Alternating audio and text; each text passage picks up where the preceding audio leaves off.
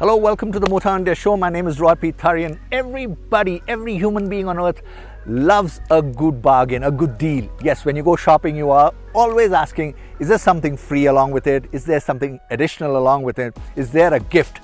The same goes with the car. When you go out to buy a car, the first thing you ask the dealer is, what are its features? Are there some additional features which are different from the other cars? Well, finally, we have a car which is so different from the other cars. Well, the most important thing, it's got almost 100 voice commands.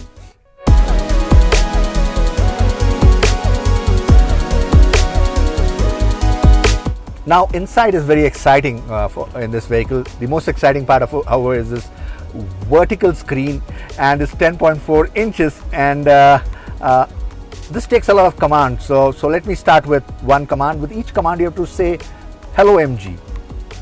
Hi, how can I help? Open sunroof.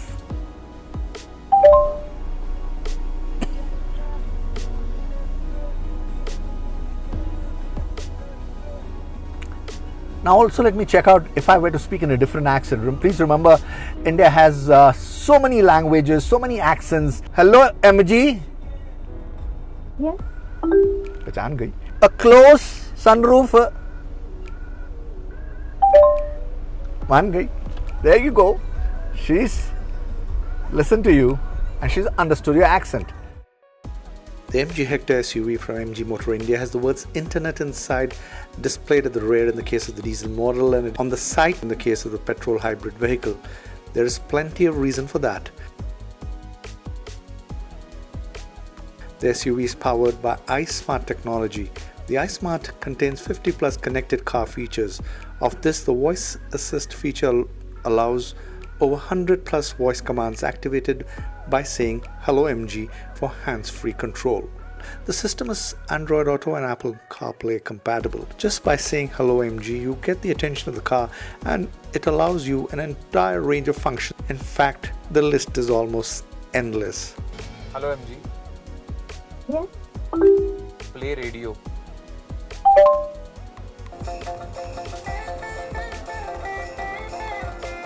Hello MG. I'm listening. Open the window on driver side.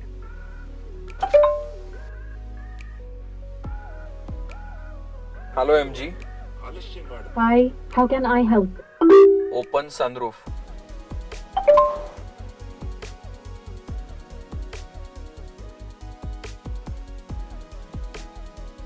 Hello MG.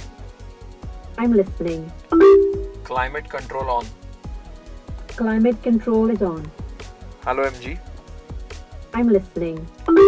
Turn on AC. Climate control is on. Hello MG. I'm listening. Highest temperature. Okay, temperature is raised to 33 degrees. Hello MG. I'm listening. Open navigation.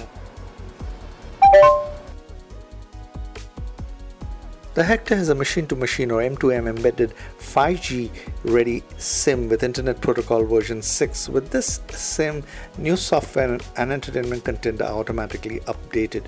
You also have online navigation with live traffic updates. Moreover, a lot of entertainment content is already preloaded in the car's head unit. There is a built-in Ghana premium account. All you need is a mobile in which you need to download the Hector iSmart app. Remote control functions like AC, switch on, switch off. This is only with the automatic transmission version of the SUV. Sunroof, tailgate and door lock, unlock, ambient lighting, etc. can be managed with this mobile app. Other iSmart functions include emergency call, iCall function to get a call from 24/7 Pulse Hub, scan car for a status check before every journey or anytime you want, geofencing, driver analytics for checking on harsh braking, running idle, drive time, routes taken, etc., finding the car's location, and so on and so forth.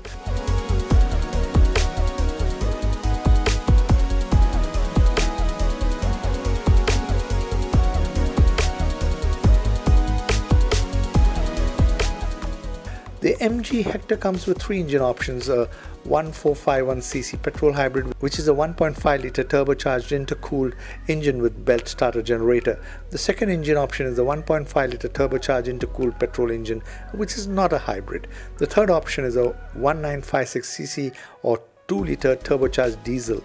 All three engines are mated to a 6-speed manual transmission. The non-hybrid petrol engine is the only one that gets an option of a 6-speed dual-clutch automatic transmission. The Hector hybrid vehicle has a 48-volt hybrid system that increases the fuel economy by 12% and reduces CO2 emissions by 11%. It is India's first 48V hybrid SUV. The diesel engine produces 168 horsepower at around 3,750 rpm and a peak torque of 350 newton meters. The petrol engine produces around 141 horsepower at 5,000 rpm at a peak torque of 250 newton meters between 1,600 to 3,600 rpm. Fuel efficiency is best with the hybrid petrol engine at 15.81 kilometers per litre, while the other petrol engine delivers 14.51 kilometers per litre with the manual transmission and 13.96 kilometers per litre with the DCT. The diesel engine gives a fuel efficiency of 17.41 kilometers per litre. Every car company gets an inspiration when they make a car, when they design a car, when they style a car. Sometimes it's the Tiger, sometimes it's the Panther. Well, these guys have got the inspiration from the F-35 aircraft, from the engine air intake. Both the front and rear have all LED lights that include the DRLs, the floating light turn indicators and the auto headlights, front and rear fog lamps and tail lights. The front grille with chrome accents and the liberal use of chrome makes the front very attractive. The side profile of the vehicle is attractive too, with an almost sloping roof, chrome finish on window, bedline, roof rail, shark fin antenna, a dual pane panoramic sunroof and 17 inches dual tone machined alloy wheels. The tire size is 215 by 60 R17. The spare wheel size is 215 by 60 R17 and they are of steel and not alloys.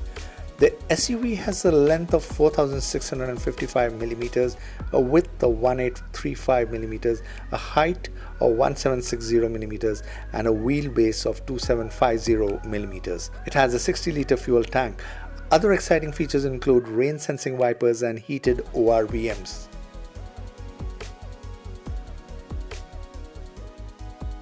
Coming to interiors, step inside and you are treated to leather seats, leather on door frames and dashboard, leather driver, armrest, leather wrapped steering wheel, 60/40 rear seat incline, front and rear LED reading lights and 8 colors ambient lighting. The driver seat is a 6-way power adjustable while the co-driver seat is 4-way power adjustable. So I've come at the rear, and rear is also equally spacious. There's so much of legroom and headroom, it's quite amazing. The seats are comfortable, 3 people can sit, of course in the middle a full-fledged adult cannot because it might be a little more cramped. So 2 healthy guys and 1 thin guy or a kid can sit here. All 3 of us at the back have got what's known as a 3-point seat belt, which is interesting. I will just demonstrate what it means. What it means really is that usually in an ordinary car you get a safety belt in the middle which just goes across your chest area, and there it is. Once you're strapped around this thing, you can also make it go around your waist area or your tummy area and click on to this. So there you go, this is how it functions. So it's a 3-point, so it's very interesting. So all 3 are equally safe in the car. All 3 seats get adjustable headrests. Rear AC vents and fast charging point for your mobile are added advantage at the rear. The leather seats with some perfect white stitching at the borders are very comfortable. The front seats have ample thigh support as well as good support for shoulders and the bottom area, and of course the back. Apart from the 10.4 inches vertical touchscreen, you also get a 7 inches colored multi-information display for the driver. The steering wheel is adjustable for both reach and rake. The vehicle has a power tailgate which can be opened from the rear as well as from the key fob button.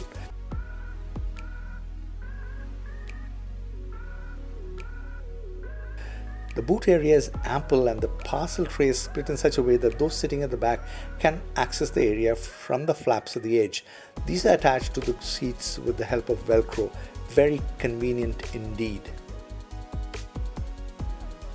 Incidentally, as a lot of people nowadays use cameras, also known as dash cams, to track the traffic in front and record any untoward incidents relating to the car, the same is fixed on the windscreen from inside. A USB slot has been provided on the inside rear view mirror to charge such devices. In such a scenario, you will not have the wire hanging all the way down and distracting you when you are driving.